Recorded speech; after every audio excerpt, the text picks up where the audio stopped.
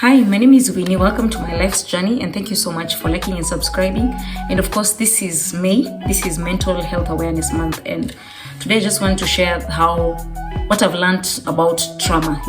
Because so many of us, we go into relationships, maybe boy-girl relationships, and then we go through issues and we learn about trauma. But for me, what happened to me is that I learned about trauma from my own family. So the traumatic things that I went through were caused by family, a majority of them. And of course, the whole point is to raise awareness, as I've always shared. And just, for some weird reason, trauma is very hard to acknowledge or even accept or even realize, especially if it's from family, if it's from your parent, if it's from some people who are supposed to be very close to you, your own father. There are people who've been raped by their fathers, there are people who've been abandoned by their own mothers, even permanently abandoned. For me, I was abandoned at 2 months, but later I came and lived with my mother, and I just want to talk about the lessons I've learned about trauma in relation to mental health, because this is Mental Health Awareness Month, and I cannot not talk about it. I have to talk about it, okay? So, and of course, I just want to say, for someone out there who's struggling, and maybe through stories, sometimes you feel like people are minimizing trauma. No, I just want to say that trauma is horrible. So however, far you've fallen or how you're behaving, I just want to say that trauma is horrible. So it's understandable where you are. So, and all of us, of course, have been affected by trauma in different forms and different ways. And of course, how we handle it is a bit different, depending on where you are currently, because trauma needs a lot of things. But I also just want to say that healing is also possible. Okay, and sometimes that process of healing can make you feel as if you're going through the trauma again, and now it feels like it's worse because right now you're more aware, right now you're a grown-up, right now you're feeling it. When you're a child, sometimes it affects you, yes, when you're a grown-up, but when you're a child, it kind of comes out as, because your brain tells you it's normal, because my mother is doing this to me, this is normal. So, but later in life, when you come and you learn and you read about trauma from different places, then you realize it's actually kind of a big deal, and these people are just literally hurting you. So it becomes really hard to accept, So, but I just want you to know that healing can feel worse at first, but I'm telling you as someone who's done the healing journey, and I'm continuing on that journey. I didn't say I've reached yet, so I'm still on that journey. The things I'm still learning, the things I'm still, realizing even right now. But trauma can cause you a lot of, disturbance, because trauma is stored in your body. So every day your brain responds, because when your body feels and then it panics, it behaves as if you're in that danger. So if someone comes and maybe they bang a door, and maybe there was a time someone banged and maybe they got in and they raped you, it can be very hard for you. It can be very easy for your brain to connect banging on the door and what happened to you. So every day, or even someone shouting at you, maybe the person who abused you used to shout at you, maybe it was verbal abuse. So sometimes you may find yourself in a relationship, but when your partner starts shouting, you kind of panic and you go back into that space as if the trauma is happening at that point. And that is what is called a trigger. So trauma, most times in families and even in communities, it passes down as culture. It passes down as something normal. We've had people say, no, in our family, that is what we do. So, but trauma is not to be normalized. And the whole point of learning about trauma is, number one, is to go to someone who's healthy, and most of the times it needs someone who's like a counselor, because a counselor will, number one, help you process your own emotions, and number two, they will help you to know what was healthy, what was not.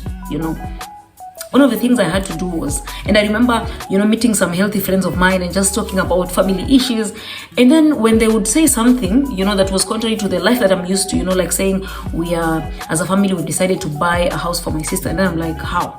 Because for me, I knew that you just have to hate on your sister to prove that you love them. I don't know. It was a very weird, it's like, trauma is like a messed up, you're messed up. There was a time I was talking to my sister and I was asking her, do you remember who I was that time? And she was like, you're very weird.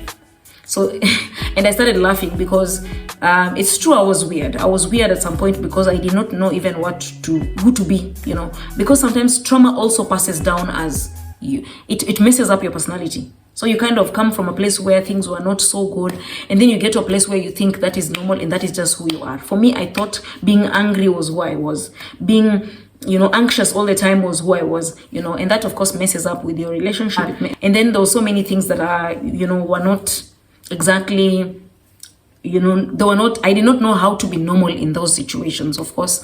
And sometimes, especially if our parents are the ones who abused us, or people who are close, maybe our grandparents, sometimes it becomes very hard because your brain kind of tells you that this is a person who's supposed to protect you. So it becomes hard for you again to come and accept that they caused you pain. So many times, even on my social media, when I share about, loving my mother and loving my grandmother and loving the people who've caused me harm, it kind of feels like I'm being double-minded, kind of.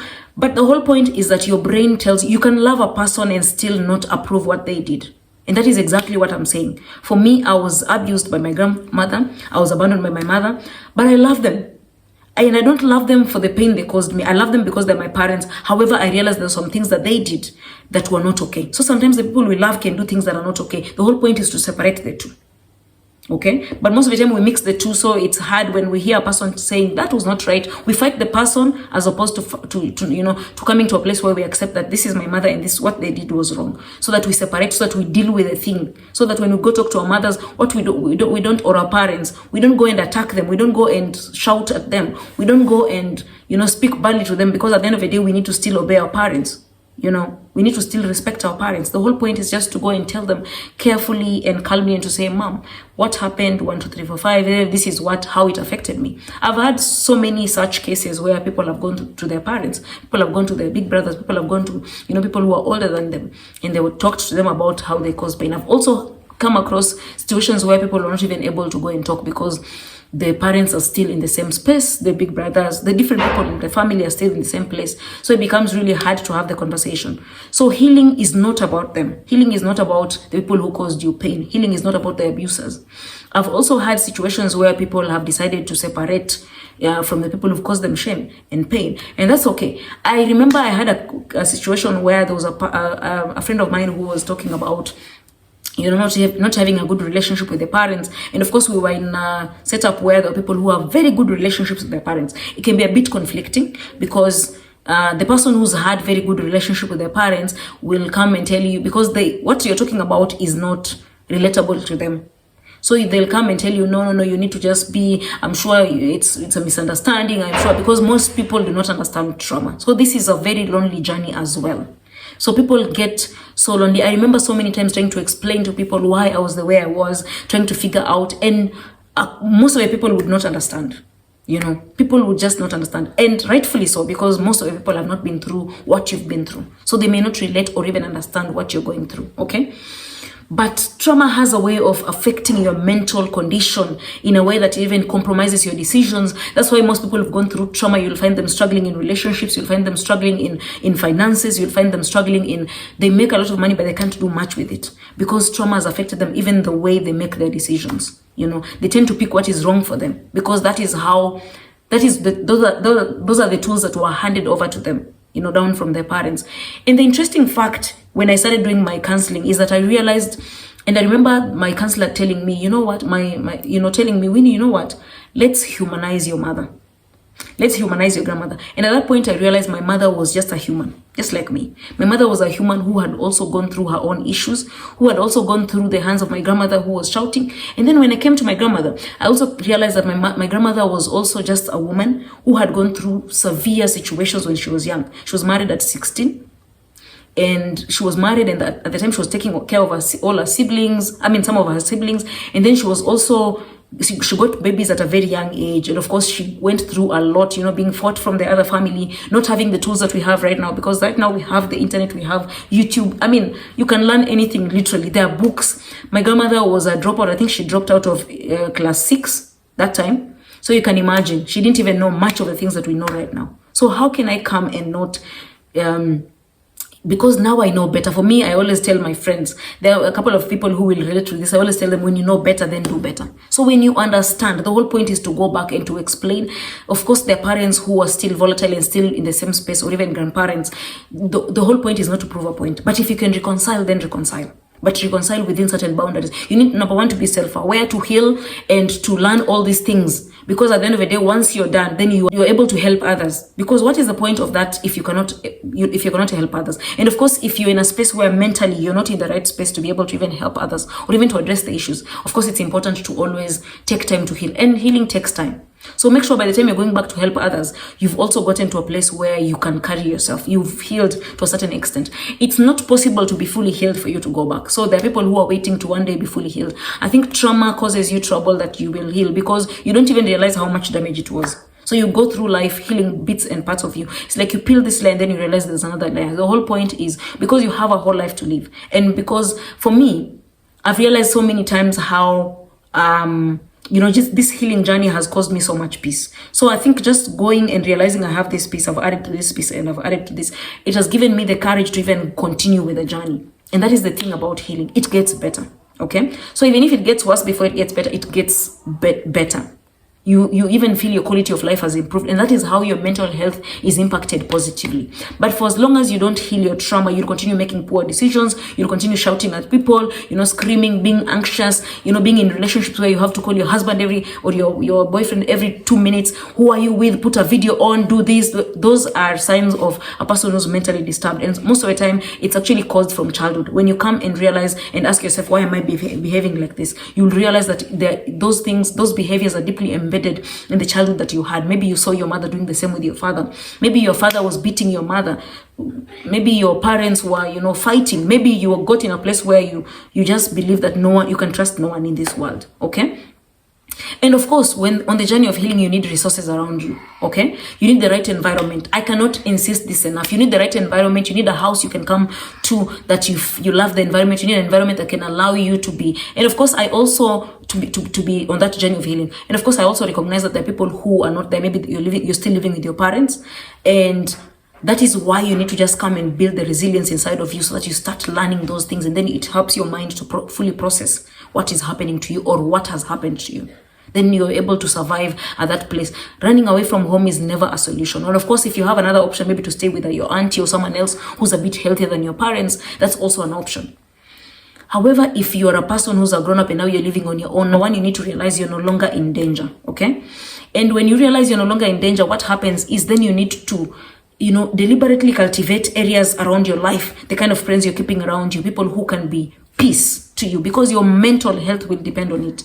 Okay. Number 2 is if you can afford to pay for counseling. Okay. Even if you can't, it's worth sacrificing for. Okay. Pay for that counseling. Sometimes there are people who feel better after the second session, after 5 sessions, after 20 sessions. So just very slowly, when you're doing your budget every month, just put something to develop yourself and something for you to go for counseling. And then of course, the other thing also, we are saying that it's important also to find support, people around you who can support you, who can walk with you. Be intentional on your journey, because when you're intentional, you're able to pick the right kind of people, you're able to pick the right kind of environment for you, because you're no longer in danger. And of course, for me, what has also worked is to have people around me who pray with me and for me. Prayer, I can never, ever, insist on prayer enough. You need prayers, because there are things that are beyond humans, the things that are beyond our power. There are things that are beyond even people who are supporting you. So you will need prayers. You will need people who hold you up in prayers and say, God, we do not understand what this person is going through, but we just want to pray that you will uphold them. You will continue with them. You will walk with them. And of course, apart from that, also we're talking about being in the space where you also start to work on your self-care. What do you like doing? Because sometimes when trauma has happened to you, you forget what you like. I remember when I was a child, I really used to like, making things with my hands. But when I became a grown-up and I had forgotten all those things, I just thought my whole focus was just on surviving. So try to remember who you were before the trauma happened to you. Try to remember the things you love. Come back to you. Start doing things. If you don't remember, it's okay. All is not lost. What you need to do is start trying new things. Go to a movie, realize I don't like movies. It's okay, drop it. Go to ziplining, realize you don't like it. Go for a walk, drop it. Go for a walk, realize I really like nature walks. Start doing it more often. So start learning who you are. So many of us are going into relationships, hoping that we'll find a person who will love us, who will understand us. And we've not even purposed to love ourselves and to understand ourselves. People love you based on how they see you love yourself. So when you love yourself, you're setting a condition or a precondition on how others can love you. So at the end of the day, and some of us get to a place where we realize, it's like I've chased away people by having boundaries. It's okay. The whole point is, there was someone who said that put your weird light on so that the other weirdos can see you and come to you. So I want to call it weird, because we just need to make peace with that word weird. It's okay that you're weird. It's okay that you like things other people don't like, but continue liking it so that others who like the same can gravitate towards you. They can, move towards you. You are better off doing life with people who are fully aligned with you rather than with many people who are just there for their own selfish reasons, or even in a space where they're not, fully aligned with you, or maybe they're not flowing in the same direction as you. Okay.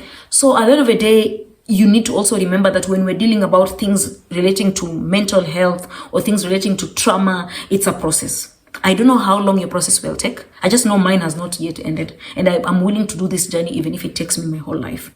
So resolve in your heart to fully invest in the process, to fully be in the process. Okay? Because it's a process. Stop giving yourself pressure. There are days you will feel low, even if you're doing the work. There are days you will not even feel like, going to that counseling. I had those days. There are days you will not feel even like praying. That's why it's important to surround yourself with people who pray for you. That is, you not feel like, even just having conversations with people, with humans. Lock yourself up. Put some music. I love music. Music has taken me through so many things I can't even start to explain. Of course, number one is Jesus. Then number two is music. Okay? I love people being around me, but I love music. When I'm down, I am not, most people know that I love to talk, but when I'm feeling low, I don't like to talk. I like when people come to me, then we just sit and just rest. We can watch a movie, we can listen to music, you can just, lie and, just lie down and just process. Okay? Then of course, we've said it's a process. So that's why it's important to be very deliberate, because if you say it's a process and you're not deliberate about your process, then what we'll do is it will take you a lot of strength. It will take you a lot of time. So can we redeem time? Okay.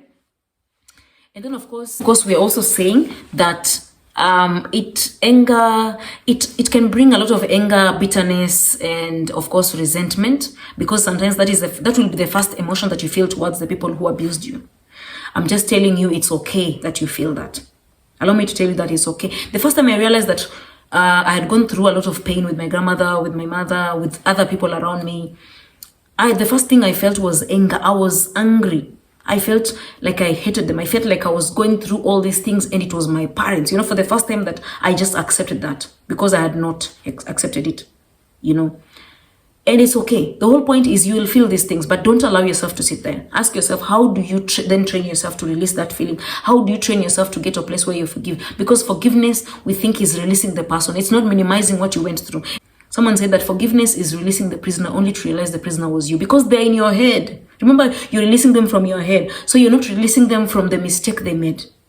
You're releasing them from your head so that they no longer have that much control over your life. So whoever it is, whether it's in a relationship, in a family, with your parents, you need to release them from your head so that you can move forward. Angry people, like I read from my mother's letter, do not move forward. They give up before they even begin. Angry people do not move forward. Bitterness is an equivalent of cancer to your body. There's no need of having that in your body. What you do, don't compromise on your mental health, okay? And of course, you will be torn, especially when your mother is maybe your primary support system where you are. But it's okay for you to still love them and for you to still feel they did what they did to you. Okay?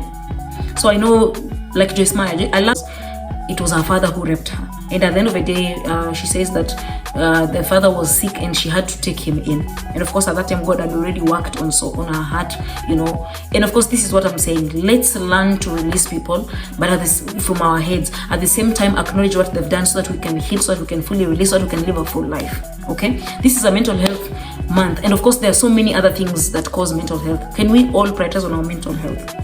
Now, one of the things I'm purposing to do is to have monthly webinars to talk about emotional intelligence, to talk about mental health issues, to talk about trauma. And of course, I want to share a bit of my story in those groups, and just to be able to raise awareness, and also to help you walk the journey, even to your own healing, even to your own space to be winning in life. Because at the end of the day, our mental health is so important, because every decision that